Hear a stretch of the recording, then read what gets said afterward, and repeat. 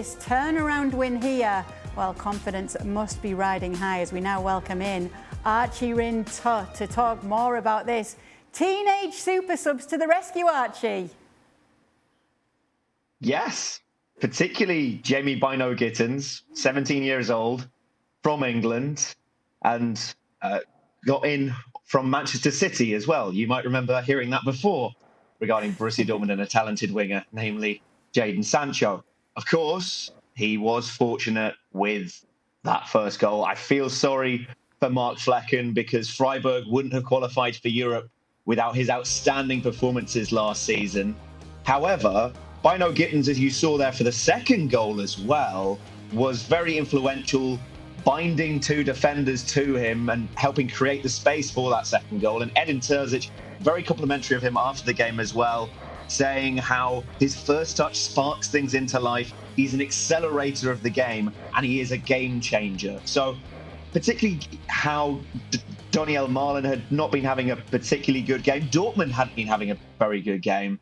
This is a huge result for them when they've not been playing well. And Freiburg is such a difficult place to go, namely for Dortmund in the past few seasons as well. They'd lost there twice in the past 3 seasons alone.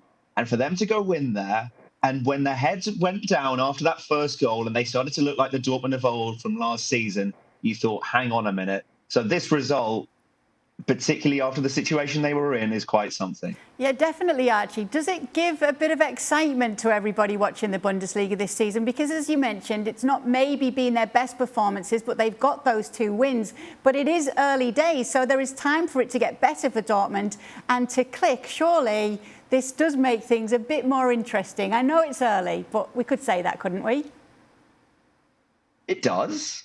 I think they have a better coach in Edin Terzic than Marco Rose. He fits the club better than Marco Rose did, and he's able to get more out of these players, even if he's been backed more than Marco Rose was. And let's not forget that the players that Dortmund had missing tonight as well, in Niklas Zula, Salih Özcan, Karim Adeyemi, Sebastian Haller, of course, as well for a very long period. Anthony Modeste signed and straight into the team.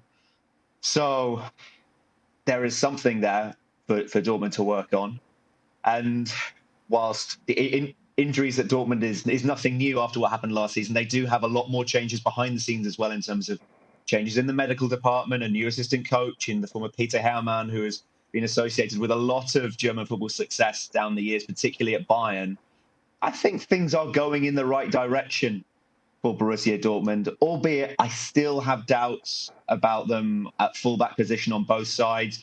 You saw it with Rafael Guerreiro. Sure, look, he's not the tallest guy. Him going up for a header against Matthias Ginter, him and Torgan Hazard, two small guys against Matthias Ginter is not a healthy, and it's not going to be a healthy battle for them. But having seen Eder Militao of Real Madrid this week up close and personal, and seeing just how he gnarls away at opponents who come at him, I think I'd want to see more of that from Dortmund defenders, that will to defend. And in that back line, I see that the most from Nico Schlotterbeck, and Mats Hummels, I thought, was caught out for that first goal in his positioning. So Hummels is going to be under pressure when Niklas Zula comes back in. So let's see. It's a positive start. I'll give you that. Well, thank you very much for watching ESPN on YouTube. For more sports highlights and analysis, be sure to download the ESPN app. And for live streaming, premium content, and let's not forget as well, ESPN FC 7 days a week. Subscribe to ESPN Plus.